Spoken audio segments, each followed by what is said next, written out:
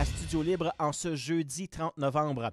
Eh bien, avec le mois de novembre qui s'achève, le mois de décembre qui arrive, la fin de l'année également qui arrive à grands pas, eh bien, c'est le temps de faire des bilans. On va en faire un avec le maire de Thurso et préfet de la MRC de Papineau, M. Benoît Lauzon. Bienvenue à Studio Libre.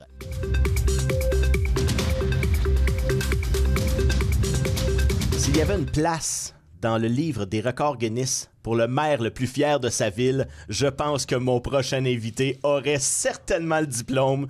Le maire de Thurso, préfet aussi de la MRC de Papineau, M. Benoît Lauzon. Bonjour. Bonjour. Et comme je le disais, une fierté d'être maire de Thurso. Je pense que ça, il n'y a pas personne dans la région qui peut dire le contraire. Vous êtes à 150% pour votre ville, puis vous voulez vraiment la monter encore une fois. Bon, il y a quelques dossiers. D'ailleurs, on est en fin d'année. On va faire un peu le bilan de Thurso. 2023, comment ça s'est passé pour Thurso? Qu'est-ce qui a ressorti vraiment pour Thurso?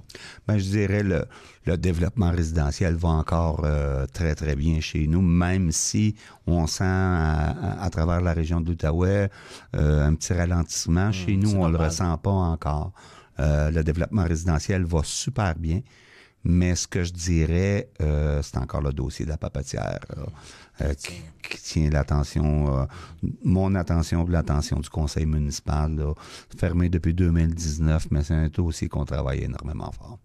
Justement, on en parlait de la papetière, c'est le gros dossier, comme je l'ai dit, l'éléphant dans la pièce.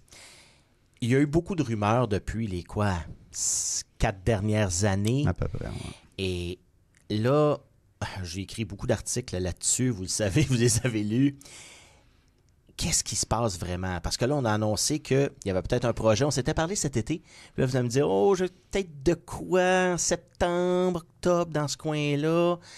Mais bon, là, il y a des choses qui sont passées. Donc, le statut actuellement, qu'est-ce qu'on peut en dire? Mais ce que je dirais, c'est que c'est une papetière de pâte craft qui est alimentée par la forêt feuillue du bois dur. L'avenir des papetières, je vous dirais que c'est incertain. Les projets qu'on travaille, c'est pas de donner une nouvelle vocation à ce site-là. L'enjeu qu'on a présentement, c'est qu'un site d'une papetière comme ça, il y a un passif environnemental, je dirais, énorme. Puis, on travaille avec des repreneurs présentement, avec le gouvernement du Québec. On a un bon dossier sur la table. On a un repreneur extrêmement sérieux. Puis, les enjeux, là, toutes les discussions sont sur le passif environnemental présentement. Le fameux passif environnemental, on sait, il y a quand même une industrie en arrière de ça qui dépend un peu, puis même pas mal, de ce qu'on peut sortir avec cette usine-là. Est-ce que, justement, si on donne une nouvelle vocation à l'usine, est-ce que ça va comprendre justement cette récupération des rejets, si on veut, comme on faisait à l'époque, pour faire de la pâte dissolvante? Donc, est-ce que ça va contenir ça? Est-ce qu'il faut le tenir j'imagine qu'il faut le tenir en compte pour toute l'industrie du bois en Outaouais. Bien, la biomasse forestière, on n'a pas de preneur en Outaouais, c'est ce qui est le plus important. On le sait depuis que la papetière de Thurso est fermée. La biomasse forestière est dirigée vers Windsor, du côté québécois, là, chez Domtar. Ça n'a aucun sens. Au niveau environnemental, de mettre ça sur le chemin puis faire aussi loin avec ce genre de pâte-là, c'est impensable.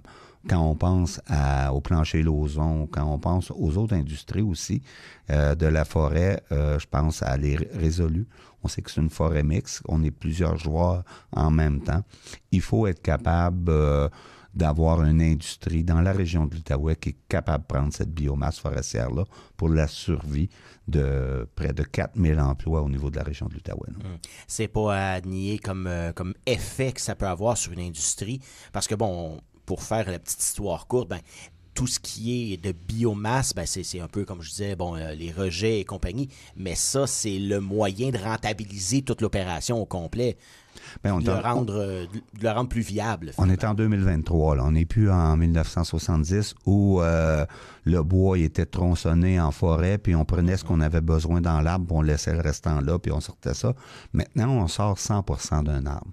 mais il faut être capable de le consommer, le 100%. Les scieries prennent à peu près 50-55% d'un arbre, mais l'autre 45%, ça prend quelqu'un qui est capable de le prendre. Puis moi, je pense que la richesse qu'on a avec la forêt au niveau de la région de l'Outaouais doit créer des emplois dans la région de l'Outaouais. C'est bien beau envoyer ça dans une autre région, là, mais c'est une richesse qui nous appartient. Fait qu'on travaille avec le gouvernement du Québec pour être capable de maintenir ces emplois-là au niveau de notre région, faire vivre des familles de chez nous. Je pense que l'importance est là. Puis au-delà aussi, on parlait du facteur environnemental, au-delà de, tu sais, en l'envoyant, ben on détruit un peu le fait, parce que là, ben évidemment, ça prend des camions, ça prend du diesel, de la pollution, donc on détruit un peu tout en plus des emplois. Donc, c'est un peu un non-sens, mais on n'a pas le choix. Là. Ça a un non-sens. Puis on sait au niveau environnemental tout le rôle que la forêt peut jouer. Mm-hmm. On parle de changement climatique. Hein? On a vécu des tornades, on a vécu des inondations, on a vécu plein de choses, même des feux de forêt. Là. Il faut continuer à cultiver notre forêt. C'est plus des coupes à blanc comme on faisait dans le passé. On cultive notre forêt pour s'assurer que notre forêt est en santé, puis elle capte le CO2 nécessaire pour nous aider dans les plans climat que le milieu municipal s'en vient dans les prochains mois. Parce que, on le sait, là, il y a d'autres objectifs aussi climatiques qui sont partie prenante, là, vous le mentionnez, le gouvernement du Québec arrive avec des objectifs. Donc, c'est évident qu'avec une industrie qui pollue plus pour se rentabiliser, puis à un moment donné, la rentabilité du produit devient pratiquement nulle en l'envoyant et en payant du transport. Donc, bien, effectivement, puis tu sais, il y a à peu près 80% de la forêt du Québec qui est en résineux, qui est du bois mou qu'on appelle. Il y a à peu près 20% de l'industrie forestière qui est au niveau du feuillu, comme la région de l'Outaouais. Dans le résineux, c'est complètement différent. Ah, ça va bien c'est du sapin puis de l'épinette. On coupe, on replante, puis quand c'est terminé. Dans les forêts mixtes, comme chez nous, dans le feuillu, on peut contourner 10-12 arbres, on en coupe un parce qu'on cultive la forêt. C'est ce qui est à l'intérieur du régime forestier. C'est de cette façon qu'on doit travailler, puis je pense que c'est responsable de le faire. Par contre, il y a un coût à ça. Évidemment. Puis le coût ne doit pas tout le temps appartenir à l'industrie. Puis c'est pour ça que le coût d'alimentation des usines au niveau de la région de l'Outaouais est beaucoup trop élevé comparativement ailleurs au Québec. Puis je parle de la pâte pour relancer la papetière. Là. Ailleurs au Québec, ça coûte bien 60 $ la tonne. Pour pouvoir alimenter une papetière. Ici, on est au-dessus de 100 $ la tonne. Donc, c'est pas viable. Bien, c'est pas viable. Mais après qu'on est allé en forêt, qu'on a créé un chemin pour sortir le bois, il y a plein d'utilisateurs. Les chasseurs, les pêcheurs, les amants de la nature, les quadistes, les motoneigistes, tout le monde l'utilise. Fait qu'il y a un effet économique, touristique important. Mais il faut que le gouvernement soit capable de payer sa part quand on cultive la forêt, surtout la forêt qui appartient à l'État. Évidemment, très belle logique. Un autre dossier aussi, l'Aréna. Donc, on sait que l'Aréna Guy Lafleur, présentement, est en fin de vie, je pourrais dire, là, ou aurait besoin d'amour, si on peut. Je dirais sur un respirateur artificiel, présentement. C'est ça.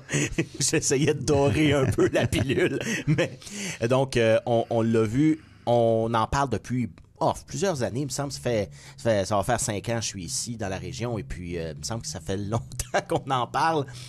Le fameux centre multisportif Guy Lafleur qui remplacerait l'aréna actuelle, vous avez annoncé dans les dernières semaines que justement, vous avez un projet qui s'en vient avec ça, puis vous voulez le déposer au gouvernement.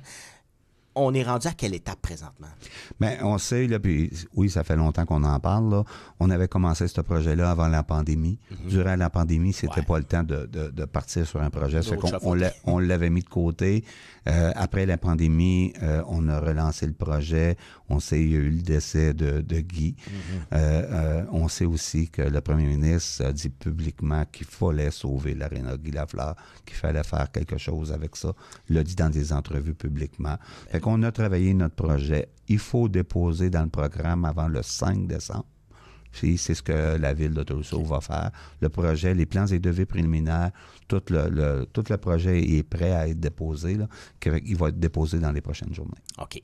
Et ça va ressembler à quoi? On a vu des esquisses un peu, mais qu'est-ce qu'on veut faire de ce centre-là?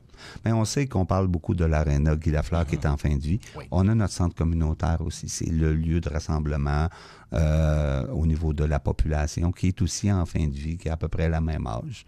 C'est une ancienne école qui avait été reprise, qui a été aménagée à cet effet. Puis, regarde, ça répond plus aux besoins de la population. Fait qu'on fermerait l'aréna, le centre communautaire, puis on vient inclure la bibliothèque municipale aussi à l'intérieur. Okay. Ça veut dire que ça va être un bâtiment qui va comprendre un aréna, qui va comprendre des salles de sport et de loisirs et des salles de réception à l'intérieur, plus la bibliothèque municipale. Donc, vraiment un centre multidisciplinaire. Et pour l'endroit, est-ce qu'on prendrait le même terrain que le même site que l'aréna? C'est au cœur de la ville. On sait à proximité. Notre patinoire extérieure est là. Notre centre de basketball est là. La piscine extérieure est là. Le parc Michel-Giroux fait que ça va devenir le cœur de la municipalité. Tout va être réuni au même endroit. Mais ça a un coût. Et le coût peut être assez important. J'avais lu, détrompez-moi si je me trompe, là, est-ce qu'on parle d'autour de 40 millions? 30 millions. 30 millions? 30 millions, le projet qui est évalué. Initialement, le projet, avant la pandémie, qu'on avait mis sur la table, on avait commencé les plans et devis, on avait estimé un autour de 19 millions. Ouais. Mais là, la pandémie est arrivée. On a vu l'augmentation de coûts, puis on le voit partout au Québec. Oui, les matériaux aussi. Les matériaux, tout a augmenté. Fait que le même projet qu'on a réduit pour être capable de respecter la capacité de payer des citoyens de Thurso est rendu à 30 millions. Et on parle d'un projet pour la ville elle-même. Bon, le financement vient d'un peu partout, gouvernement et compagnie. Mais pour la ville de Thurso, on parle d'un investissement de combien? Bien, c'est difficile à dire encore. Moi, je dis toujours que peu importe le projet, de quelle façon on va le réaliser, un maximum de 2 % d'impact sur le taux de taxation du citoyen. C'est ce qu'on parle présentement. On sait que c'est 30 millions.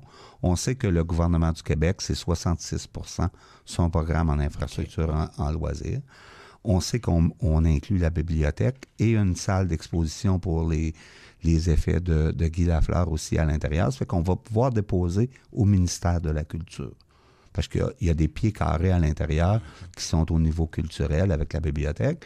Puis, on a un bâtiment vert. On est en 2023. Tantôt, on parlait d'impact environnemental. D'impact environnemental. Ça fait qu'on a un bâtiment vert. Tout le toit, il est en panneaux solaires. C'est vraiment un bâtiment vert. Fait qu'on est capable de déposer au fonds canadien des municipalités, à la FCM, au fonds vert, pour aller chercher peut-être un 1,5 million là également. Ce qui fait en sorte qu'on est capable d'aller chercher à peu près peut-être un 75-80 % de subvention quand on fait tout ça au niveau global. On voit Branchot-Brière qui a été bâti à Gatineau, on voit le centre Slush Poppy, il y a l'implication du privé à l'intérieur. Puis c'est important pour nous, c'est qu'on a mandaté une firme de faire du démarchage au Québec pour aller chercher un 5 millions du côté privé pour nous aider à diminuer l'impact sur le citoyen. Fait que, regarde, est-ce que la ville va avoir... Moi, je dis que ça va être maximum entre 2 et 5 millions à peu près qu'on devrait payer du côté de la ville. C'est un projet qui est plus qu'attendu par les citoyens, parce que là, on en a parlé du développement résidentiel. Il y a de plus en plus de monde qui s'en vont à Thurso. La population augmente et puis là, les gens migrent de Gatineau vers Thurso. On en parlait de télétravail, notamment dans le dossier Internet. Ça, c'est un dossier qui est pratiquement réglé à Thurso parce que, vous êtes à 100% couvert là, par Internet. Une des seules municipalités, je pense, qui est à 100% couverte, sinon la seule, dans la MRC de Papineau. Là, je dirais, là, il commence à en avoir beaucoup plus là, avec la fin des travaux là, d'ExploreNet sur notre territoire. Là. Il reste des branchements à faire, là, mais le dossier chemine quand même assez bien. Là. Puis j'en parlais avec Jessie Laflamme, notamment de la MRC de Papineau. Internet, puis avec Katia Perrier aussi au niveau des entreprises.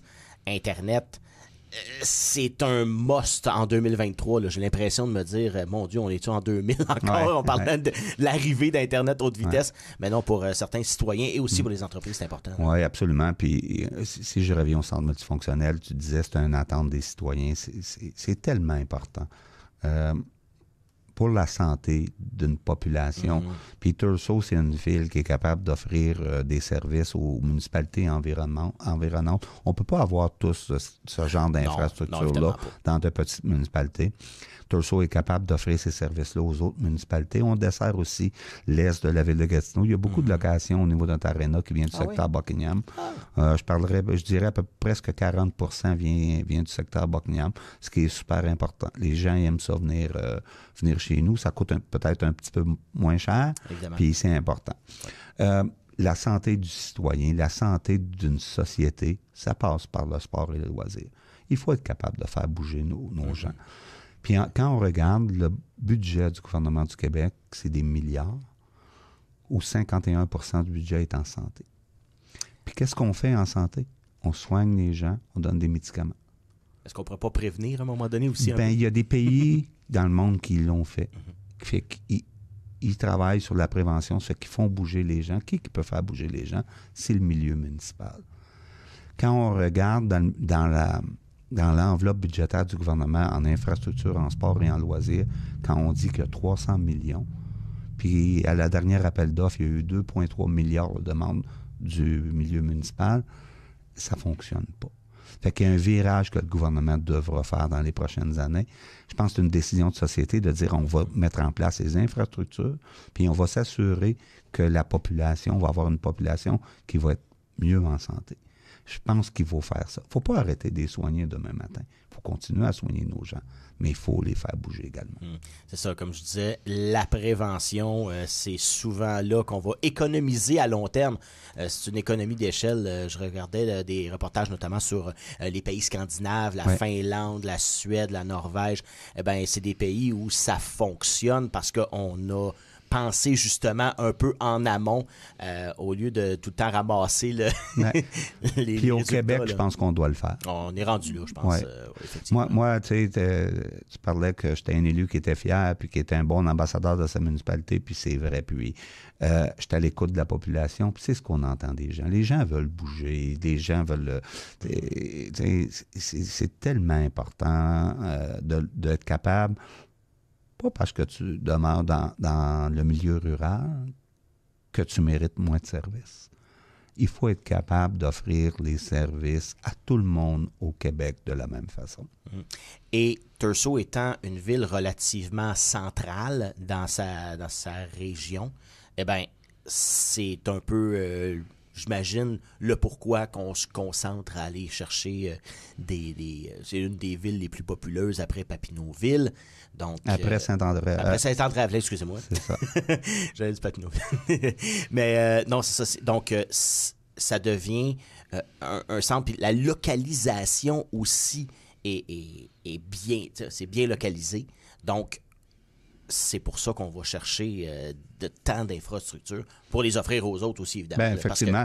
Regarde Thurso avec les Guy Lafleur. Tu sais, on a Bill Clément aussi, qui est natif de Thurso, qui a joué pour les Flyers, qui a gagné 2 Coupes Stanley, qui est encore commentateur sur, je pense, la TSN, du côté américain. On a plusieurs hockeyeurs qui sont allés dans la Ligue junior majeure du Québec qui viennent de chez nous. On est une ville sportive. On a cette mentalité-là chez nous. La même chose qu'avec la Papatière, on a tout le temps été reconnu comme une ville mono-industrielle du côté forestier. Une papetière, ça a un impact sur une population. La population était capable de vivre avec ça. C'est la même chose au niveau du sport. Puis on est une ville, surtout, qui est accueillante. Oui. Ah, ça, pour être accueillant, c'est accueillant. Je me souviens d'ailleurs des cérémonies qui ont eu lieu suite au décès de Guy Lafleur. Et puis le bronze, si vous n'avez pas vu ce bronze-là, c'est à aller voir directement en avant de la mairie. Vous êtes aussi préfet de la MRC de Papineau. Et on en parlait un peu hors d'onde, ça va changer éventuellement. Mais pour l'instant, comment ça se passe dans la MRC de Papineau? On va revenir au bilan de fin d'année. Donc, comment est-ce qu'on peut évaluer le bilan de fin d'année? J'imagine que c'est positif pour la MRC de Papineau. C'est extrêmement positif pour la MRC de Papineau. Je pense qu'on a fait des belles avancées. La MRC de Papineau, là, le rôle d'une MRC, c'est d'être capable de bien appuyer ses municipalités locales. Ça fait qu'on a des services d'aménagement et de développement qui sont là. On est en train de se donner une belle vision. On a adopté une planification stratégique en 2023. Je pense que c'est le plus bel outil qu'on s'est donné durant la dernière année. Mais là, il faut rêver notre territoire. Il faut être capable d'aller plus loin. On voit la vision du premier ministre quand il a dit durant la pandémie, il faut être capable de mieux s'alimenter localement. On a un des plus beaux territoires au niveau de l'agroalimentaire. Absolument. Qui aurait dit dans les années 70-80 qu'aujourd'hui, on ferait du vin dans la MRC Papineau? Je pense qu'il n'y a pas personne qui aurait cru à ça. Même au Québec à l'époque. Même au Québec à l'époque. Aujourd'hui, on est une région qui est dans le sud-ouest du Québec. On est d'une région où le soleil est le plus présent dans une journée quand il est là. Pas quand il pleut, là, mais quand il est là. Mais on a le meilleur territoire pour travailler au niveau de l'agroalimentaire. Quand on s'en va dans la région de Saint-Hyacinthe, on parle beaucoup de grandes cultures. Oui. Chez nous, c'est de l'agroalimentaire. On fait toutes sortes de choses, des produits, tous les produits possibles sont faits sur notre territoire. Fait qu'il faut miser là-dessus dans les prochaines années. L'agroalimentaire et le tourisme, ce qu'on a travaillé en 2023 va continuer à être travaillé en 2024. Oui, on fait du bon vin, du bon fromage aussi. J'ai quelques fromageries en tête, amateurs. Mais de découvrir la région, je pense qu'il y a même des gens qui sont jamais venus dans la région, puis même, j'oserais même dire, des gens de la région de Gatineau qui n'ont pas encore découvert tout ce que la MRC de Papineau offre. Parce que vous êtes quand même 25 municipalités, villes avec des villages et compagnie. Donc, c'est un grand territoire à couvrir.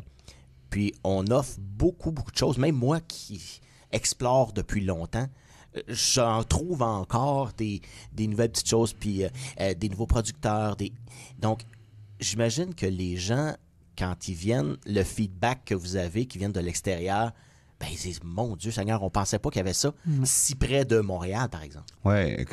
Les visiteurs, vous savez, on est à peu près à 800 000 visiteurs annuellement sur le territoire de la MRC Papineau. Notre objectif qu'on s'est donné, c'est 1,5 million d'ici 2030. Donc, pratiquement doublé. Pratiquement doublé. C'est énorme. On s'est donné une vision touristique à cet effet-là. Oui, on a le château Montebello, on a le parc Omega, on a Quenoc, on a le lac Simon. On a mis en place des promenades gourmandes où on est capable d'aller directement sur les producteurs. Je pense au secteur de la Lièvre qui fait partie de notre MRC aussi, avec les pourvoiries, avec les campings. On a de tout sur le territoire de la MRC Papineau. Moi, je pense qu'on est un beau terrain de jeu pour les touristes quand ils veulent venir chez nous. On leur fait vivre une expérience, puis quand ils repartent, ils deviennent nos meilleurs ambassadeurs. Évidemment. Comme on dit, un client satisfait en parle à 30. Oui, c'est en plein ça. Quand on se promène un peu sur le territoire, on peut voir, évidemment, il y a beaucoup de forêts, de nature. Et d'ailleurs, c'est un des pôles, on en a parlé, notamment du parc Omega, Quenoc Nature et compagnie. Mais on va viser sur quoi dans cette fameuse planification stratégique? Bien, je vous dirais, on s'en va au niveau, quand on parle de la planification stratégique au niveau économique, là, on va investir, on l'a mis au budget pour 2024, une soixantaine de mille dollars pour faire un portrait de notre territoire d'aujourd'hui, puis un portrait de nos fonds d'investissement. Vous savez, au budget qui vient d'être adopté à la MRC de Papineau, c'est 3 millions qu'on a au budget pour investir sur le territoire de la MRC. C'est beaucoup d'argent, là. Mais il faut savoir bien l'investir à la bonne place pour s'assurer qu'à chaque année, la croissance est là, puis on est capable de justifier les investissements qu'on fait.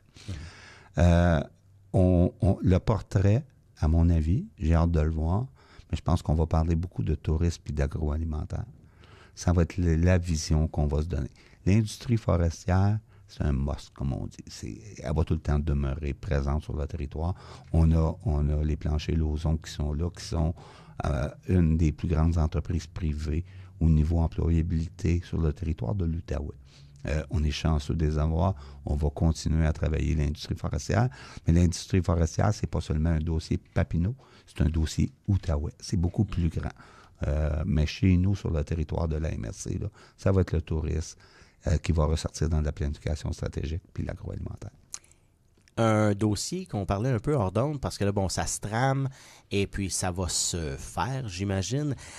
L'élection du préfet au suffrage universel, la MRC de Papineau est, comme vous le disiez, la seule qui reste en Outaouais qui n'est pas sous ce format-là. Donc, c'est élu par à l'intérieur des maires. Donc, vous allez, en théorie, perdre votre poste en 2025, si ça se fait là. Comment ça se trame justement cette transition-là vers un suffrage universel? Je dirais qu'il y a beaucoup de discussions au niveau de la table du Conseil des maires présentement sur le sujet de l'élection du préfet, soit nommé par ses pairs comme on est là, ou aller au suffrage universel. Je dirais que j'ai la chance puis toute une opportunité d'être préfet depuis novembre 2017. Je viens d'être élu pour les 2 prochaines années, encore jusqu'en 2025.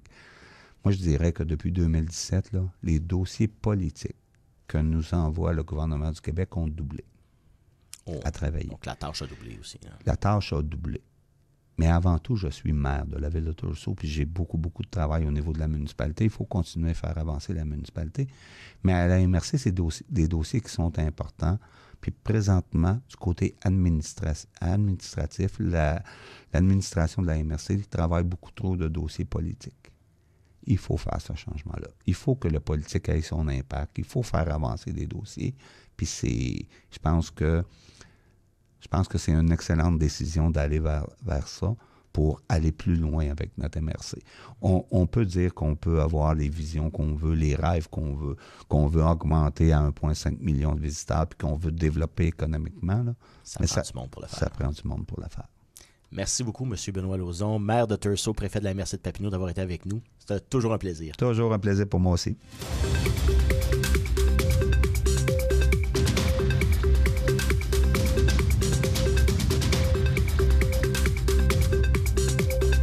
Merci beaucoup d'avoir été des nôtres pour cette édition du jeudi 30 novembre de Studio Libre. J'aimerais remercier mon invité, M. Benoît Lauzon, maire de Thurso et aussi préfet de la MRC de Papineau. J'aimerais vous rappeler aussi que toutes nos émissions sont disponibles sur notre chaîne YouTube qui elle-même aussi est en direct 24 heures sur 24. Vous pouvez voir notre programmation et on a une page Facebook aussi qui est disponible.